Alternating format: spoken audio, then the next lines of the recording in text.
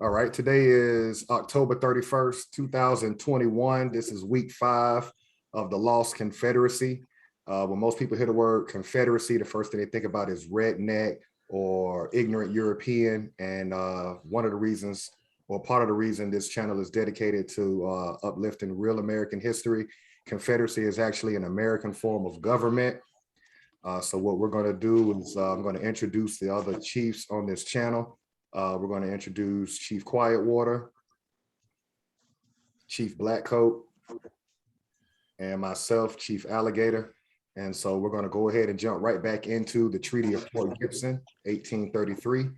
And we'll go ahead and kick off the couple of articles that we always build on before we get into the readings for tonight.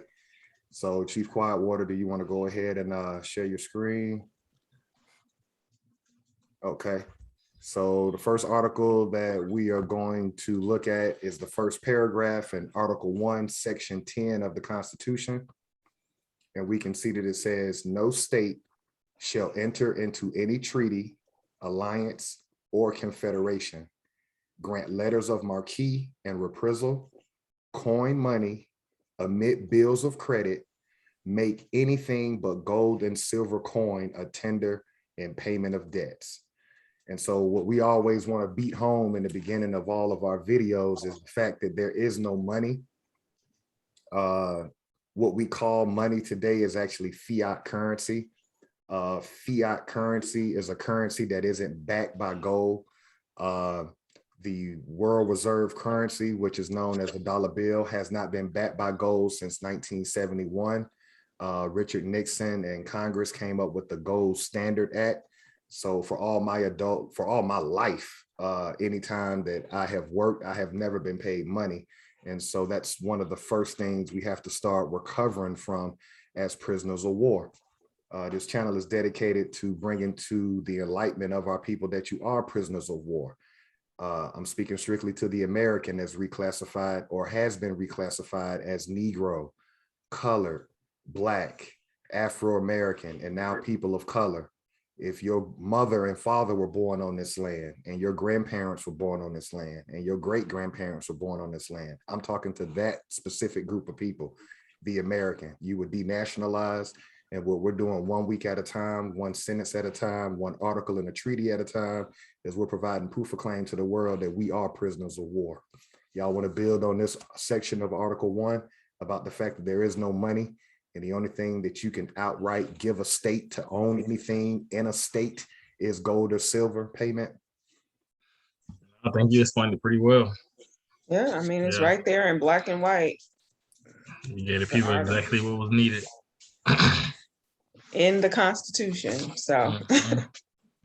Okay, we'll jump to the next article, which will be Article 2, Section 2. And we'll just read half of this first paragraph. The president shall be commander-in-chief of the Army and Navy of the United States and of the militia of the several states when called into the actual service of the United States. And so again, we're proving that we're prisoners of war. We would have not launched out on this project had January 6, 2021 not took place, or had all the riots and uprising in 2020 not taken place.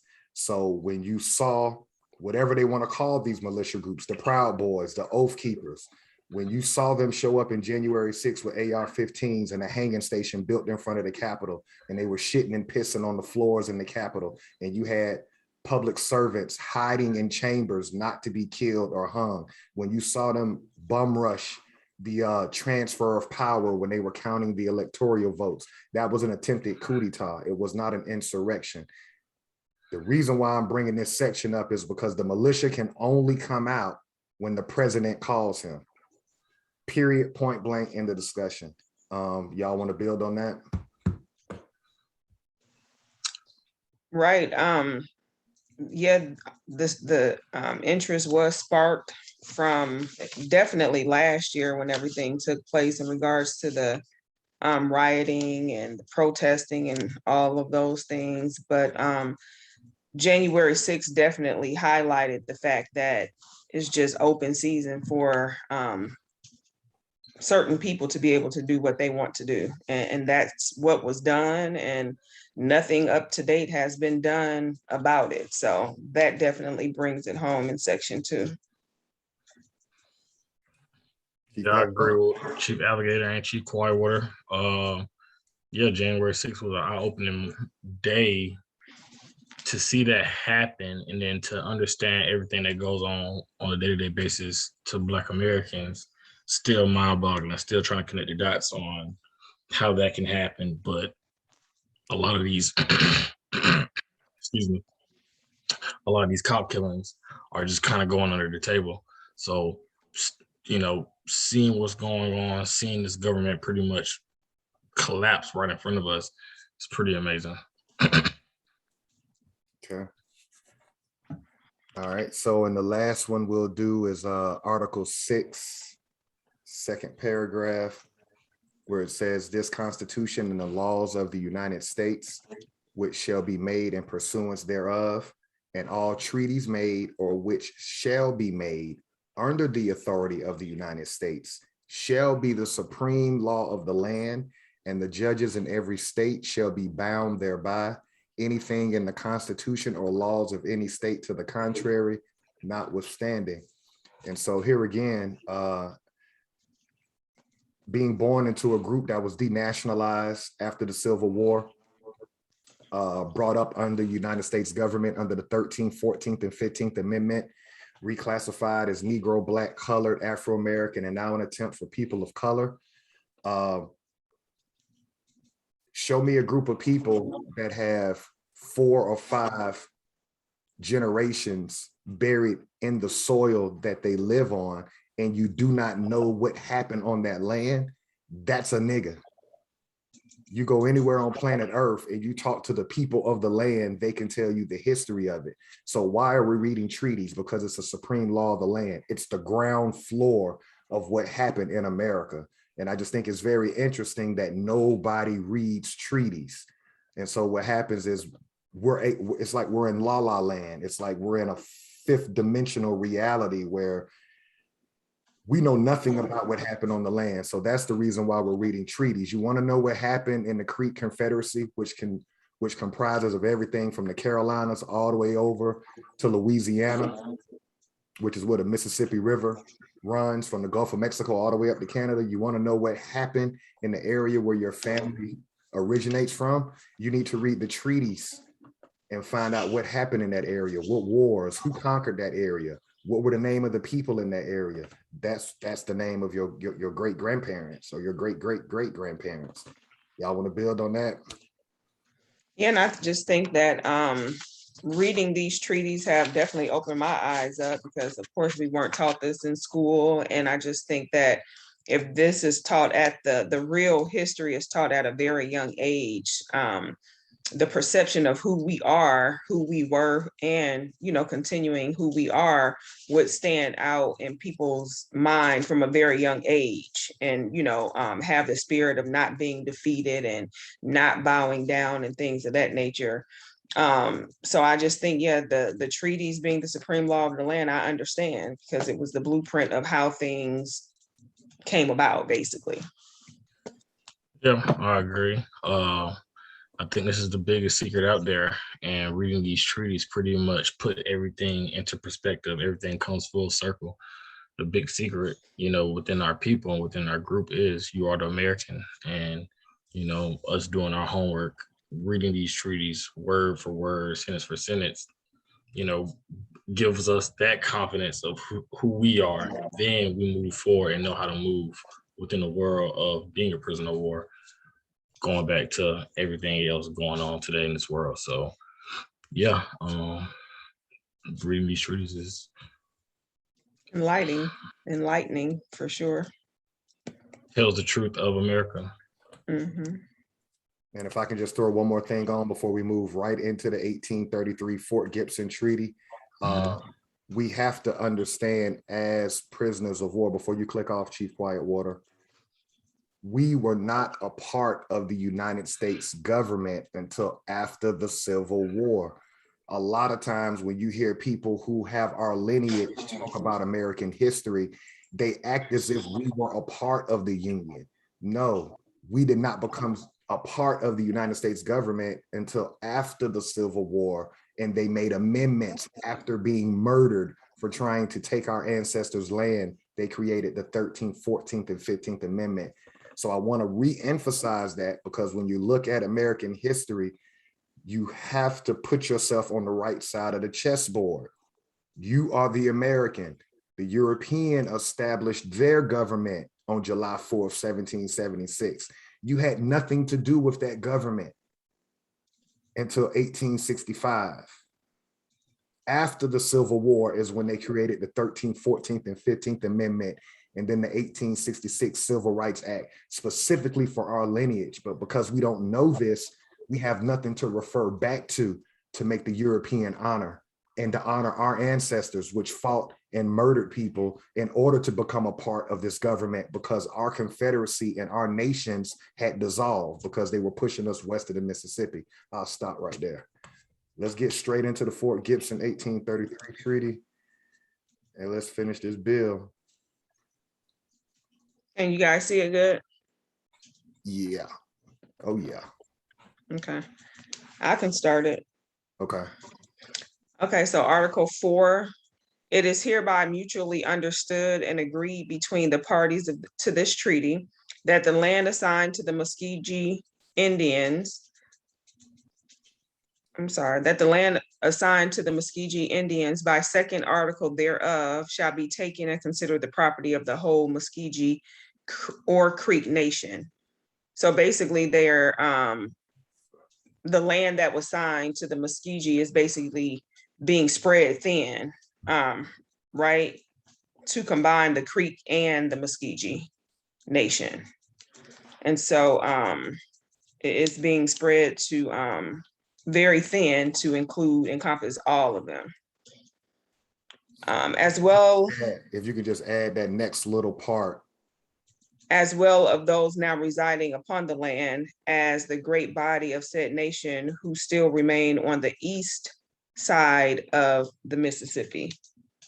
Okay.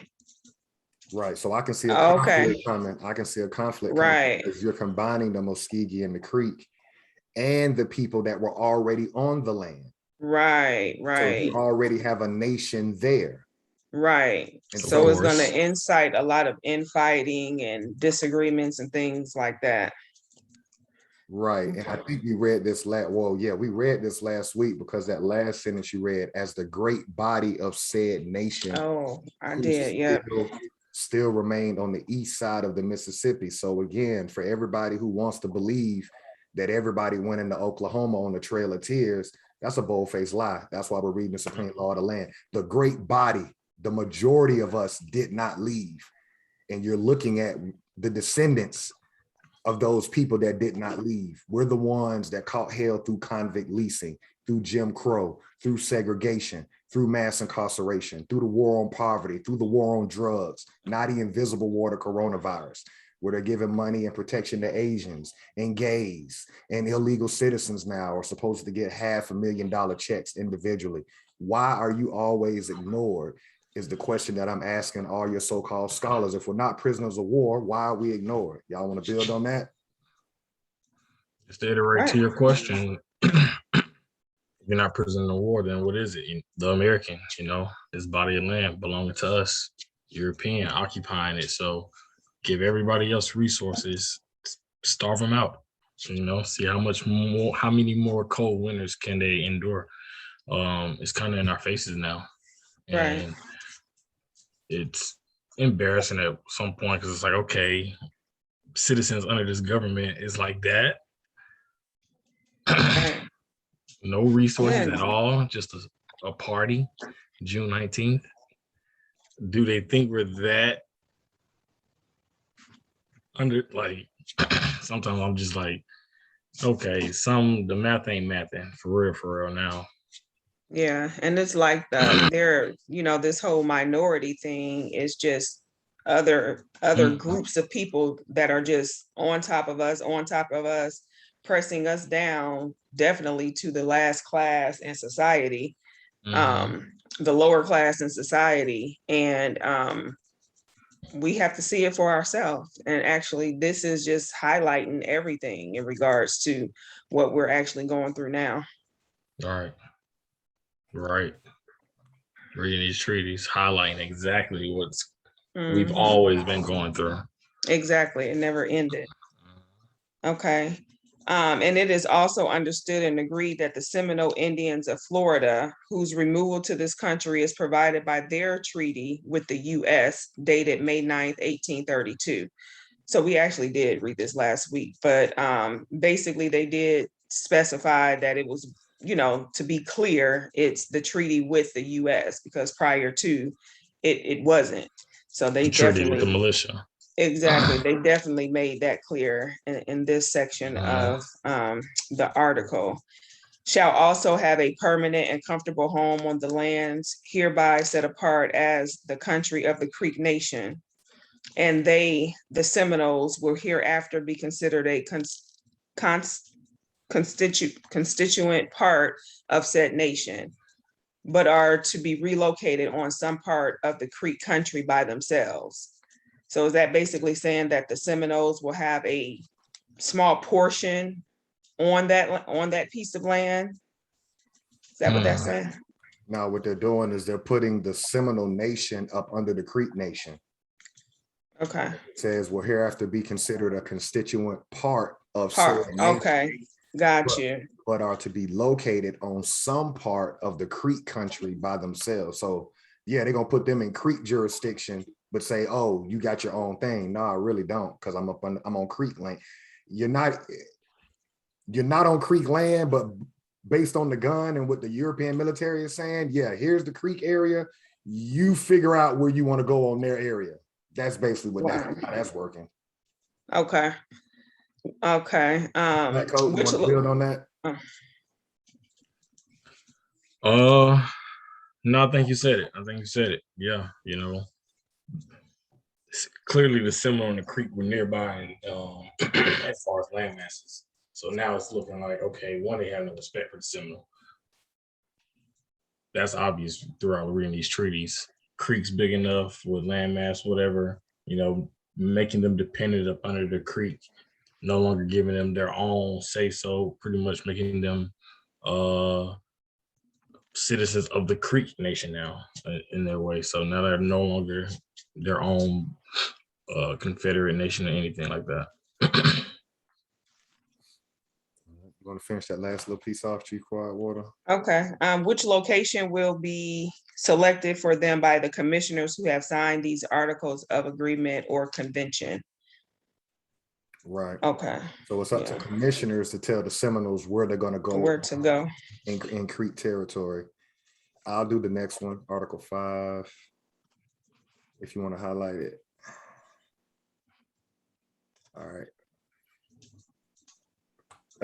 As an evidence of the kind feeling of the United States towards the Muskogee Americans, and as a testimonial of their gratification with the present amicable and satisfactory adjustment of their difficulties with the Cherokees experienced by the commissioners, they agree on behalf of the United States to furnish to the Creek Americans west of the Mississippi one blacksmith and one wheelwright or wagon maker. Okay, so if we go back up real quick,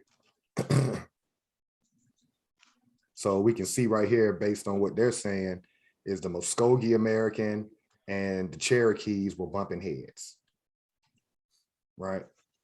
It says, and as a testimonial of their gratification with the present amicable and satisfactory adjustment of their difficulties with the Cherokees.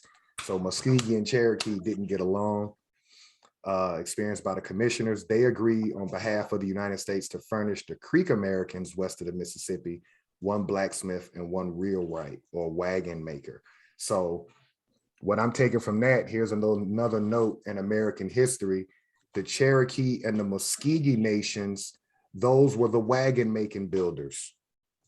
And so what they told the United States is, okay, we'll send some of our skilled men west of the Mississippi and we'll go teach the Creek how to make wagons. That's what I'm taking from that. Which y'all want to build on that? Yeah, that It makes did. sense. Yeah, it sounded like there was a contract being made between two parties, and a resource within that contract was a wheelwright or a wagon maker. So Mm-hmm. Right. And a blacksmith. I don't want to forget the blacksmith. So here we go. blacksmith as well.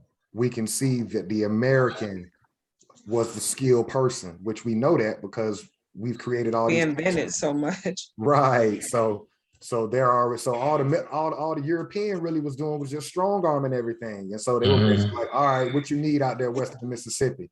Right. They were basically just delegating. They couldn't do anything, but they knew that they had skilled people, a skilled group of people. And so they just had to delegate to get things done and get exactly what they wanted. As soon as they may be required by the nation, in addition to those already employed, also to erect shops and furnish tools for the same. So yeah, these were the tradesmen. The Cherokee and Tuskegee, they had the skills east of the Mississippi River.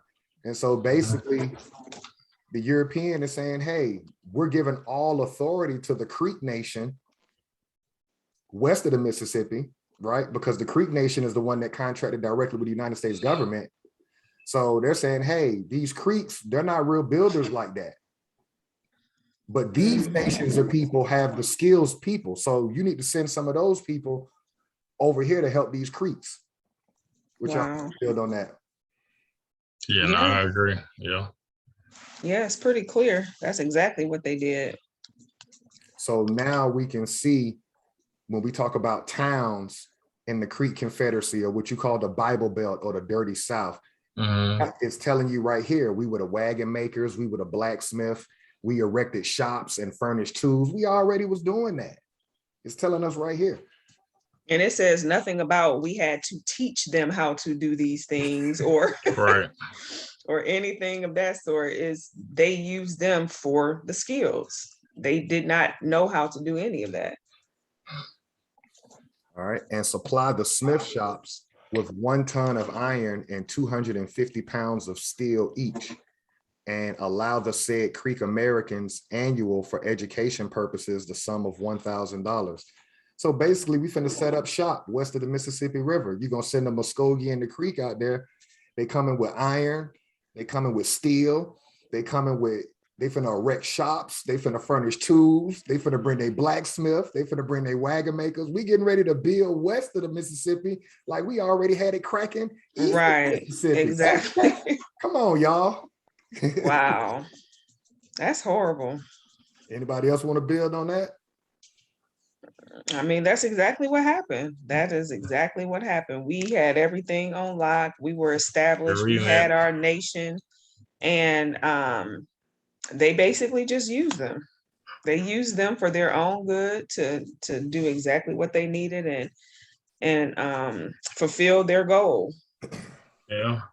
Just a lot of skilled workers and chiefs or whoever, whatever their jobs were, you can just see them being moved all around, who's valuable, putting them somewhere in there so that nation or that reservation camp or whatever it is can flourish with their skilled workers. So you can just see what the Europeans doing, seeing who knows what skills are what, and using those bodies, trafficking, pushing them places, helping their communities grow, whatever they had back then.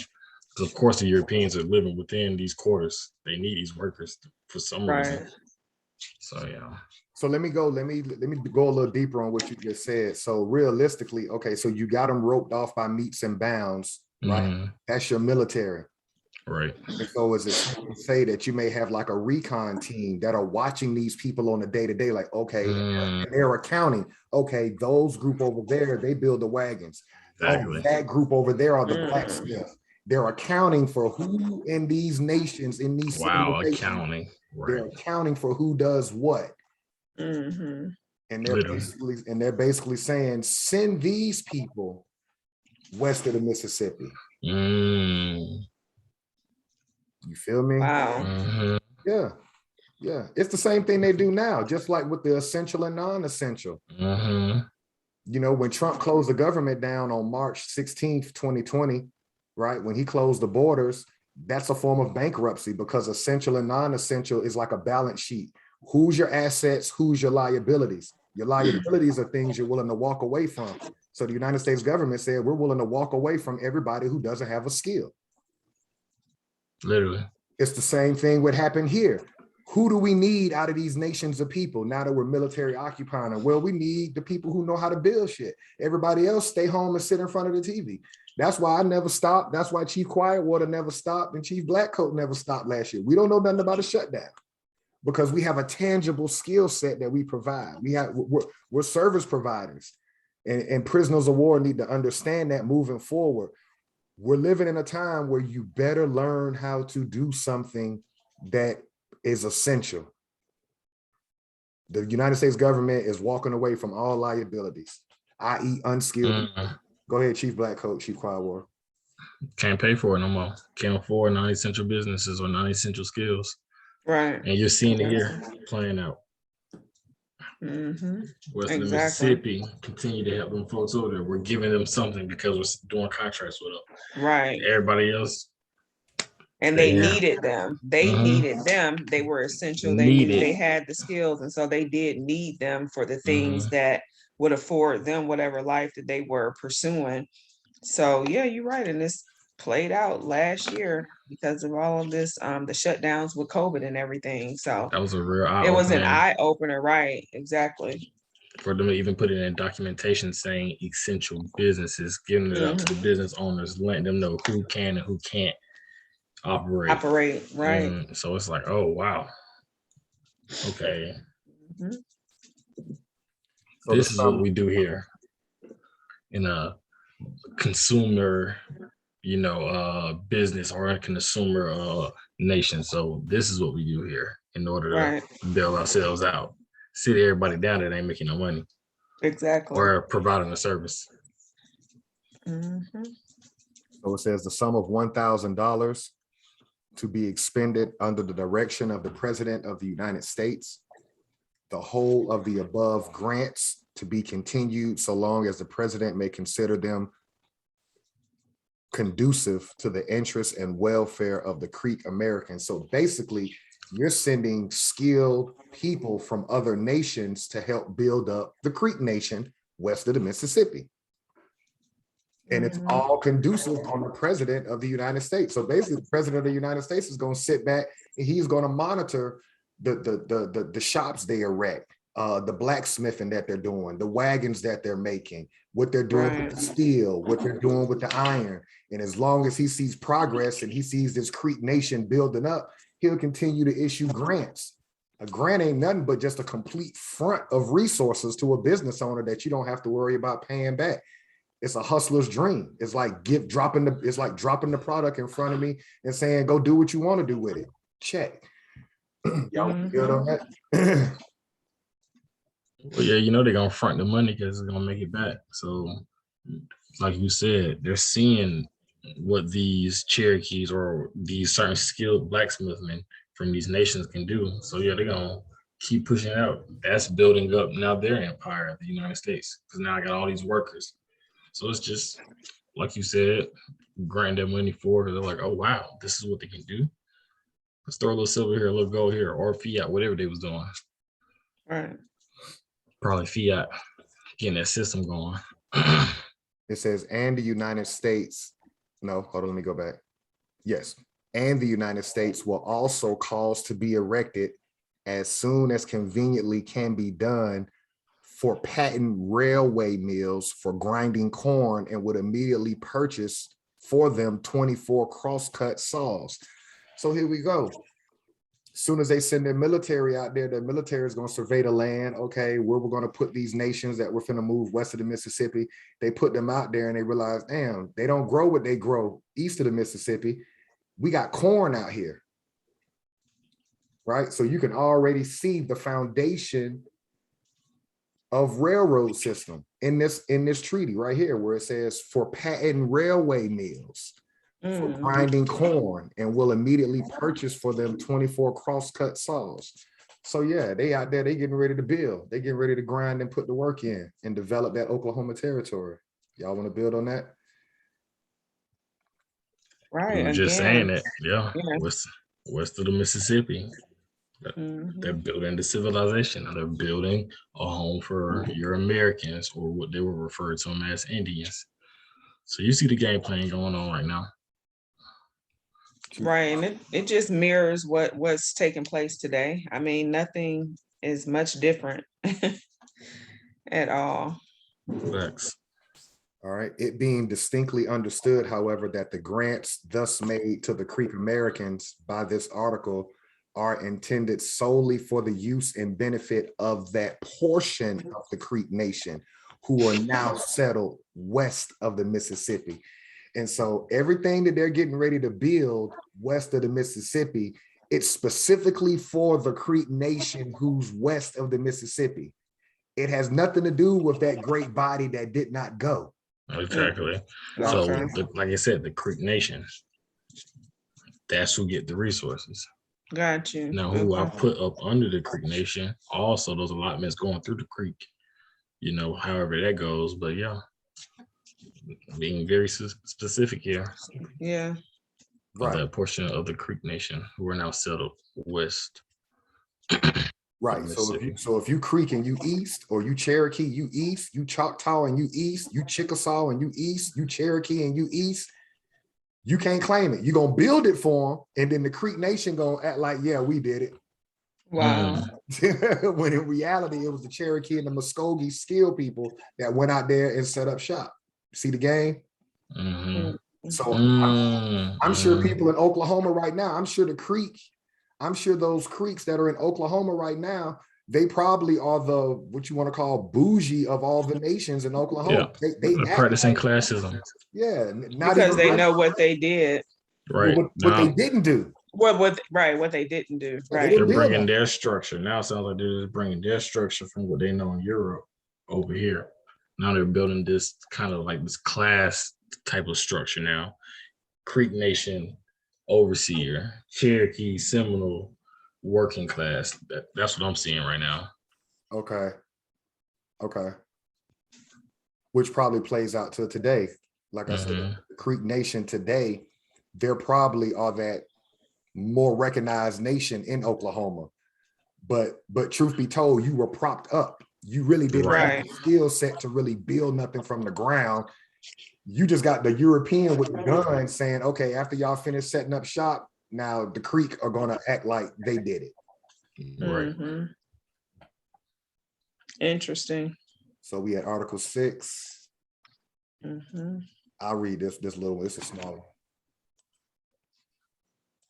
All right. The United States agree that the improvements the Creek Americans may be required to leave in consequence of the boundary lines this day settled between their people and the Cherokees shall be valued with as little delay as possible, and a fair and reasonable price paid for the same by the United States.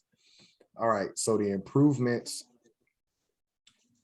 which the Creek Americans may be required to leave. So it sounds like they're referring to east of the Mississippi River, because they're not leaving west of the Mississippi River, they're being sent west of the Mississippi. So Okay. it looks like the nation and territory that they're leaving behind going west, in consequence of the boundary lines this day settled between their people and Cherokee. So we can see Creek and Cherokee were bumping heads about territory and nation jurisdiction, shall be valued with as little delay as possible. So now they want to appraise everything you leaving going west. They want to appraise everything you leaving behind, and a fair and reasonable price paid for the same by the United States government. So here we can see the conflict. We got the military doing road contracts in the Creek Confederacy, or the Southeast region of North America. And then we also got the United States government, quote unquote, purchasing that area that they're being forced out of by their military. Y'all with me? Wow. Right. So it's like they're just suppressing them even more, basically. It appears that they're giving them things and giving them a little bit more freedom or whatever, but they're really just suppressing them on both sides.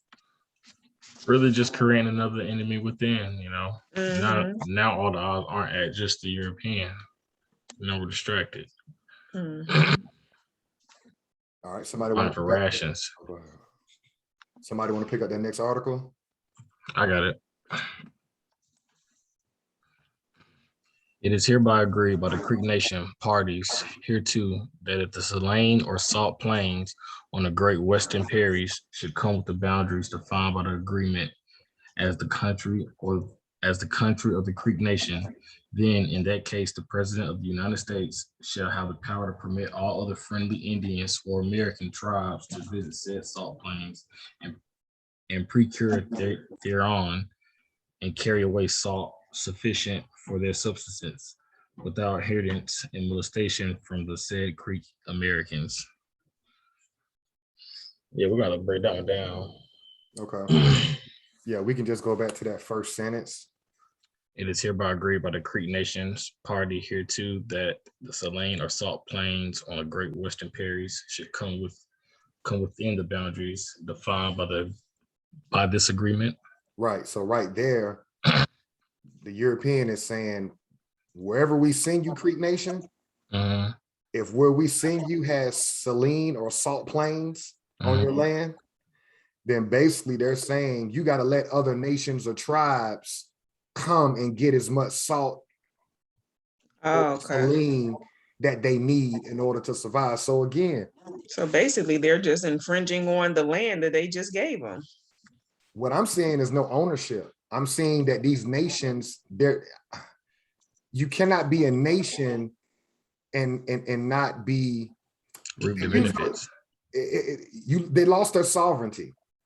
But sovereignty would really just what's a word I want to use in business? You're not self-sufficient. You're not you're not debt free, right? Like if you run a debt-free operation, nobody can dictate to you, right? So what you're seeing is the United States government is dictating to these nations, like, oh yeah, where we moving you at? By the way, if that product is on the area that we moving you, you got to let everybody who's in that area come get that. Well, how you gonna tell me what to do on my land? It ain't really your land. Right. Again, prisoner of war. You're prisoner of, you took the words right out of my mouth. We're showing you can't do what you want to do without sticks coming out. Right. Going back to the agent, seeing which parts of the land produces what pieces, and now just infringing all of these laws and things, putting these nations in certain places where they probably don't even know what's in the land, but they do. So they're like, look, if this is on the land, we come in, we get it as freely as we want to. It's crazy. And I want to throw this in just for people to understand, especially with the European, you have to understand. And again, you got to stand on the edge of the coin, heads, tails, and stand on the edge and look at it with no emotion. They don't have resources that the world needs. The United Kingdom, right? Britain, they don't have resources that they're exporting out that the world needs. So when they came over here, you got to understand they're seeing stuff that they never saw before. But here's what separates the European from everybody else. He's a Lord God when it comes to paperwork. He documented everything that was coming out of the land. Give him credit. Give him credit. That's what he brought to humans on planet Earth. We weren't accounting for stuff like that. I mean, we counted when we did trade and we parlayed and we flipped. I mean, that's business. But their accounting acumen is probably second to none when you look at the human race. They account for everything. Everything, literally. Everything. Y'all want to build on that? No, you hit it on there. I mean, the accounting is being seen what we're reading, and just knowing today how well they are at everything they do as far as accounting, everything. We have years 2022 because that's accounting. Right. We're going to put you on a calendar, and we're going to everything is in order. Timed, Everything is in order. Now they live lies. Now that's the asset they have. Now their liability is they live lies. What do you call a person? I don't know the medical term, but what do you call a person that cannot Be honest. Is it A schizophrenic? No, like what? pathological liar. It's a medical term. Like okay, let's take the Pathological idea. liar. Pathological liar. So let's just take the reality that Habitual. why do you call yourself American when you know your bloodline doesn't come to American soil? Right. How can you tell? How can you say that with a straight face?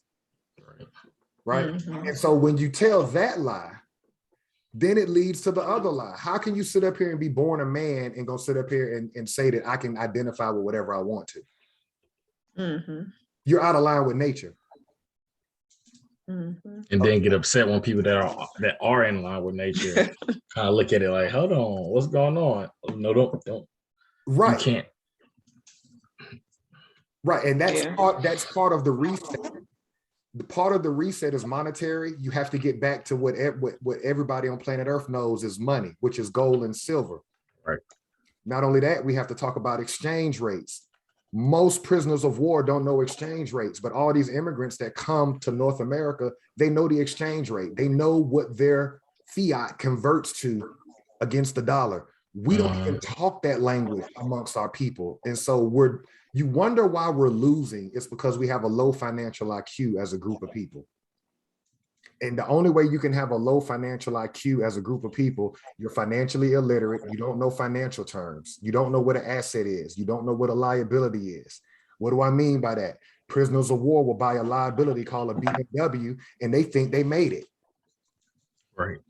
That's not an asset. So we call liabilities assets. I'll stop right there. We just hit the 45-minute mark.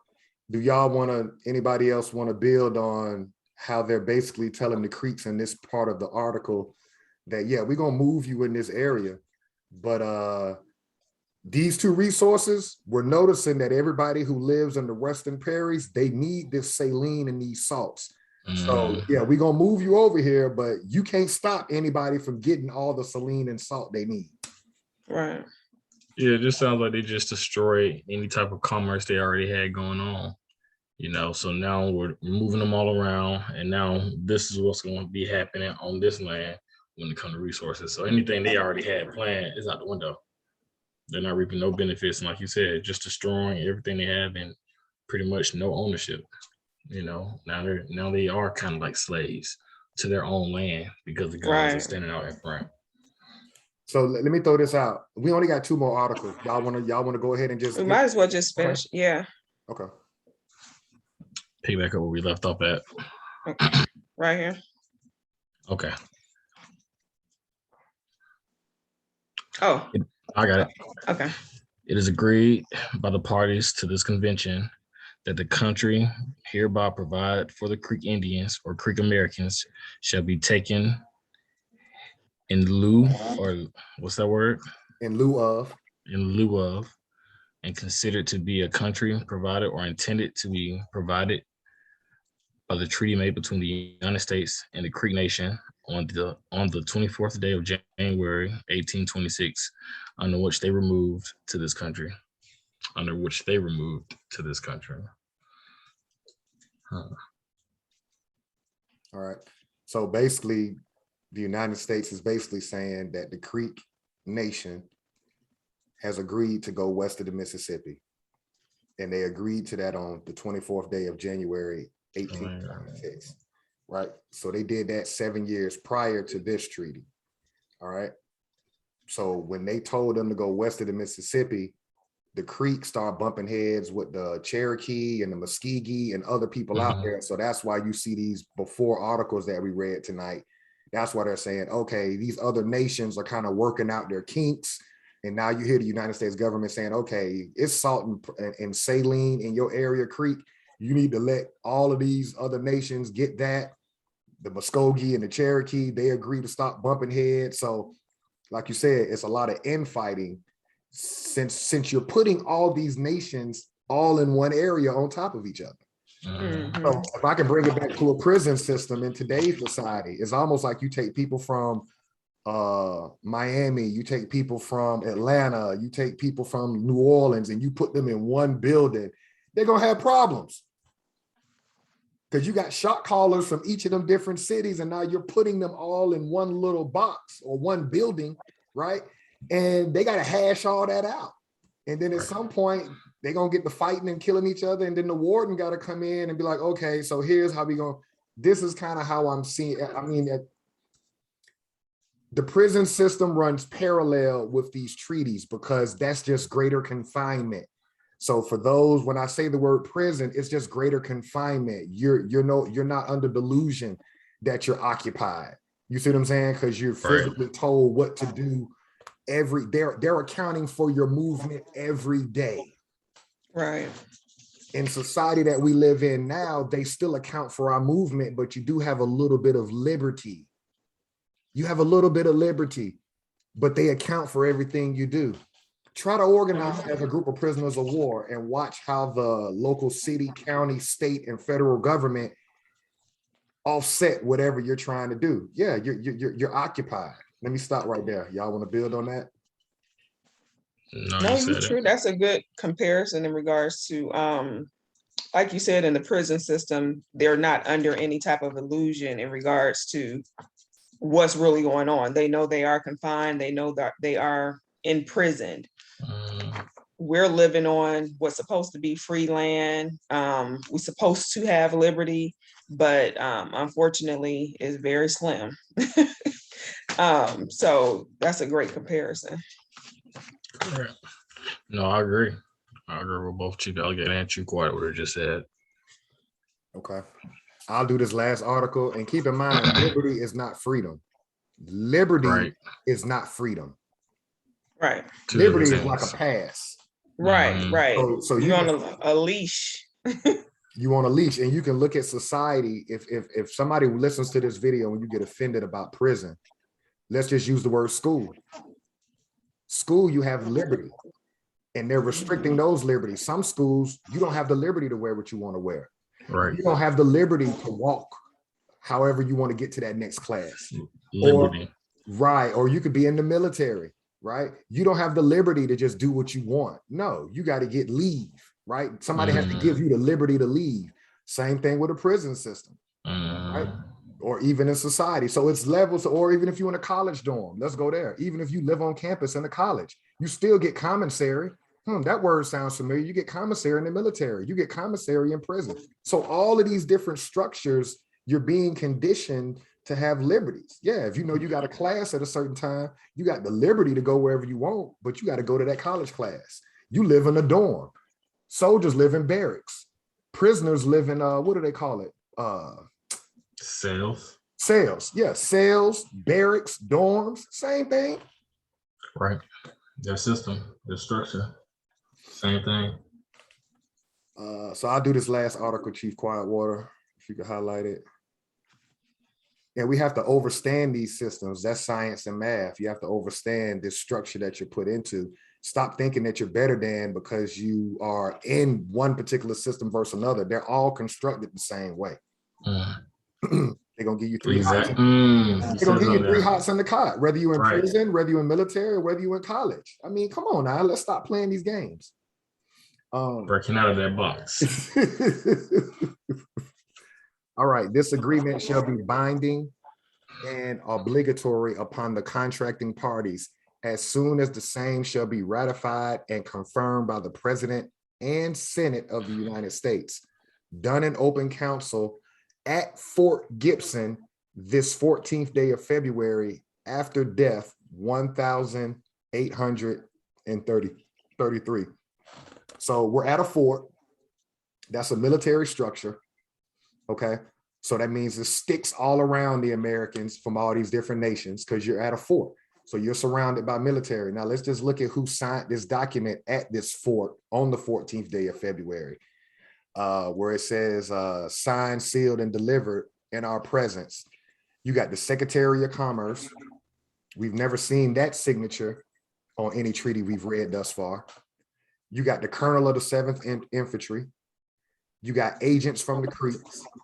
You got agents from the Cherokee West. So you don't have any Creek representation east of the Mississippi. They got agents west. They pull agents from the Creek from west side.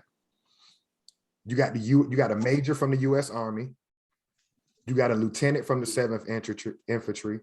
You got an interpreter, and you got a Cherokee interpreter. So basically, all these American nations were surrounded by warlords and a Secretary of Commerce and a couple of interpreters and some agents. Yeah, what you gonna do? You're gonna agree to every fucked up term on that treaty. How you gonna push back? Find it. Look at it. Yeah. Don't mean to call them. Go ahead. How many people would be in the infantry? Because you got the colonel and lieutenant of the 7th Infantry. So how many people would embody an infantry? Because that's what's at that fort. So how can you not agree to these terms? And they got you at Fort Gibson. They got you at their largest massive organization. So if it came to the Europeans during this time, the biggest organization is the military. So yeah, they ain't had no choice but to pretty much sign these dotted lines. How many people would that be? Infantry? Like, just try to give the world a number. Like, when you got the colonel and lieutenant, fort, like a fort or like a battalion or a company. Just based on what they're saying right here. So a fort, 50,000. Okay. Yeah. Okay. And we can see here at the end of this treaty that Treaty Fort Gibson clearly shows that the United States government would end the contract with the Creek Nation, Cherokee Nation, Muskogee, and Seminole Nation. We've seen the United States government contract prior to this treaty. It was the military contracting separate and apart from the United States government. So that would be my closing statement on this treaty. This is the only treaty out of the Seminole Wars that the United States government contracted with the nations. And so, yeah, and you can see the terms and conditions, and you can just kind of put yourself, based on who signed this treaty, put yourself in that situation. If them people are around you, you got the infantry around you, like, how can you push back on terms? What's y'all statements on that? Yeah, I mean, they're signing these documents on Fort Gibson, so they're already inside of their quarters. So now, they're just, right now we're just going over terms and conditions. And this is already an agreement beforehand. Now we're just going over and writing. Now it's solid. So it's unfortunate, these agents west of the Mississippi are these Cherokees. Again, I think we talked about it previous in these treaties. They're probably just pulling random, non-chief Cherokee men or women. And now they're sitting in these meetings going over these terms and conditions, like. And they're basically playing both sides of the fence. So, yeah.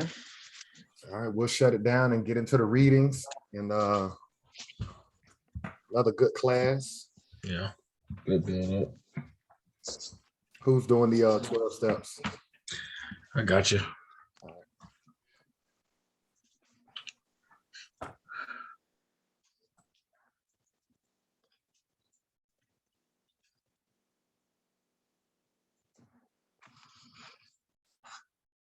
Did you want me to pull them up on the screen? If you want to, so the viewers can read it, but I got it in front of me as well. Okay. So 13-week practical program of action for each American descendant of slavery. Number 1, learn about an estate or estates your family originated from. Number 2, who established that estate. Number 3, what nation or confederacy had jurisdiction over that area prior to the European. Number 4, ask about all nonprofit organizations you attend. What's your position on record? I apologize. Ask all nonprofit organizations you attend. What's your position on reparations? Number 5, they either support it or they don't. No support, no money. However, they support it, they immediately, children and adults, need weekly classes free of charge about steps 1, 2, and 3, and field trips to Adolph's landmarks in that city, county, and state. Number 6, don't support European holidays for the remainder of the 13-week time frame. Number 7, avoid spending money with any small businesses that does not hire your people, i.e. gas stations, nail salons, subways, etc. Number 8, all businesses need operating cash, spend money with American business, Black businesses. Number 9, all other groups rely on your energy. our energy and operating cash to survive, set trends of making other groups follow our lead and support our clubs, services, products, and entertainment. Number 10, the US government is bankrupt. The Federal Reserve prints money, i.e., quantitative easing. It also burns money, i.e., quantitative teething. The United States dollar hasn't been backed by gold since Richard Nixon in 1971, the Gold Standard Act. The government operates off full faith of its citizens to pay debts and taxes. American descendants of slavery no longer have faith in the United States government. This is why financial support will be altered, stopped, and redirected. Number 11, teach your kids 1 hour a day about their history on this land. Have them learn about a Black inventor. Have them know about our heroes.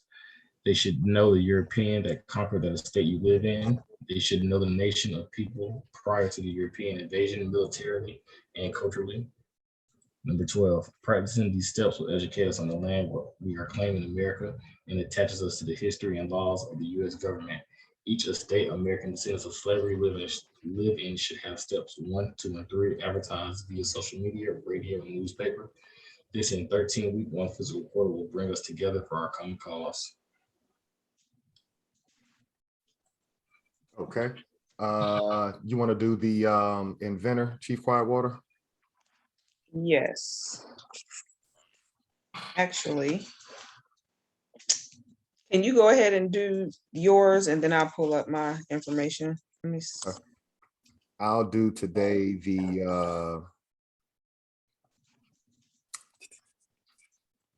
I will do the third quote from Dr. Carter G. Woodson. It says, "It is well understood that if by the teaching of let me start over. Third quote, Dr. Carter G. Woodson, the founder of Black History Month. It was well understood that if by the teaching of history, the European man could be further assured of his superiority and the Negro could be made to feel that he has always been a failure and that the subjection of his will to some other race is necessary. The freedman then would still be a slave. If you can control a man's thinking, you don't have to worry about his actions. When you determine what a man shall think, you don't have to concern yourself about what he will do." Dr. Carter G. Woodson, founder of Black History Month, and that is our third quote off of our 13. Okay. So this week for the inventor is Thomas Henry Edmonds. There wasn't a lot of information on him. He lived in Washington, DC. His patent, basically he invented the separating screen.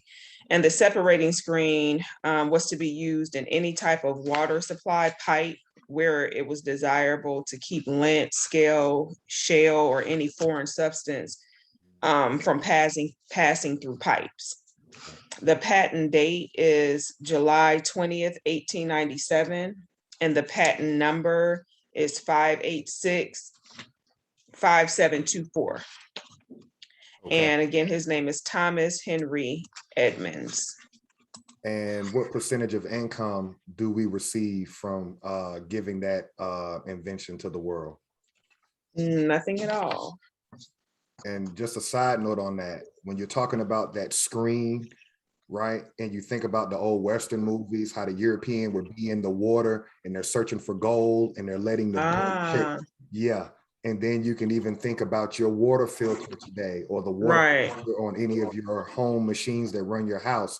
There's always a screen on the inside of that water valve to stop the large foreign debris. So yeah, that started from, again, that's another industry that we've given to the world. That why don't we own what how is it that we have all these industries that we created and we don't own any of them? Any of it. Come on, y'all. Y'all make it make sense. We are that elite class. All that shit just got stolen, pushed around, fought many years, and now we completely, it's foreign to us to believe that we own all these industries. Exactly. Right. So when we talk about reparations, this isn't hard, y'all. Like, we're literally showing the world, and kudos to everybody that's a part of this movement, because we're showing you what a goal looks like, how you work out a goal in real life. And I'm gonna tell you, prisoners of war, the secret. You know why we can't get our shit back right now? You know why we don't have an agenda? You know why we don't have goals set? Because it's boring. That's the key. It's boring. Coming up is boring.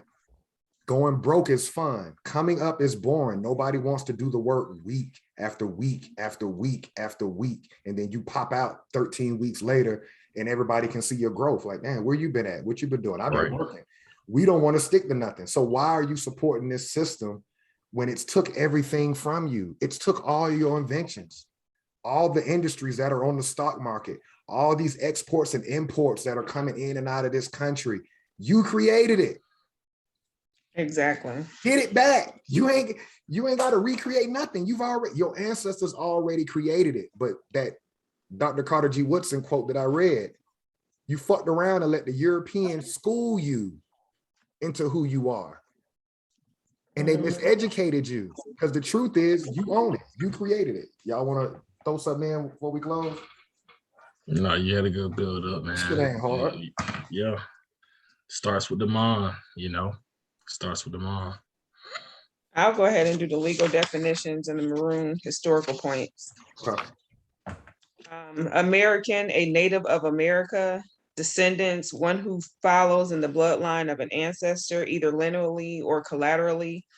Slavery, a situation in which one person has absolute power over the life, fortune, and liberty of another. Prisoner of war, a person, usually a soldier, who is captured by or surrenders to the enemy in wartime. School, an institution at which instruction is given in a particular discipline. Education, and enlightening experience. And the maroon points, number 1, was a person escaping slavery, seeking freedom, or breaking the law. Number 2, providing unity and a strong defense came first. Number 3, maroon leaders were first and foremost military figures. Number 4, maroons established guerrilla warfare, planting sharp sticks in thick grass. Number 5, maroons knew the European enemy's language, defenses, and plans. All right, this was a good meeting. So we finished the last treaty. We'll continue our bill. And we'll continue to show the world that we are organized, we can be disciplined, and we can set a goal and accomplish it. So today is October 31st. This is another European holiday within the last fiscal quarter of the year that we don't give a damn about. If you're out there and you're celebrating this particular holiday, you don't even realize that you're awakening another group of people's demons. Today is a demon day that Europeans honor their martyrs. So if you're out there and you're participating in this, understand it's almost like you're putting a curse on yourself. Why is it so hard to create your own holidays? We've already listed over 20 inventors. Pick an inventor. We can have a holiday every month if we want to, every week, and honor our own ancestors. Anything y'all want to say? Oh, can you stand up a little bit, Chief Blackcoat? I know, you know. Okay, so we can see right there on his shirt, he's representing the Braves. That is an American term, not a European term. So when you're out there and you hear people talking about that tomahawk chop, that's really the Seminole war cry during the Seminole Wars. So shout out to the American Braves again that have been reclassified. What y'all want to say in closing before we get up out of here? It was a good class. Yeah. Now see you guys next week. Yes, ma'am. Go